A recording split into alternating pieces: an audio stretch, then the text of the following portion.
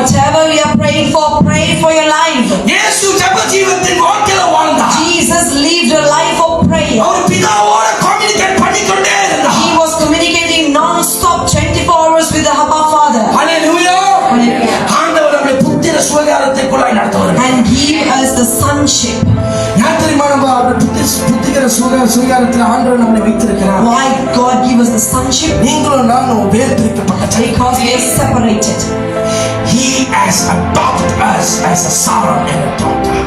Amen. Hallelujah. ஜெப வாழ்க்கை முக்கியம். It's very crucial, the life of prayer. நம்ம குடும்ப வாழ்க்கை எப்படி நம்ம கட்டப்படும்? How our family life will be built? Pray without ceasing. Pray, give praise to God. ஸ்தோத்திரத்துக்கு சத்துரு நடனம். The devil will tremble for the praises.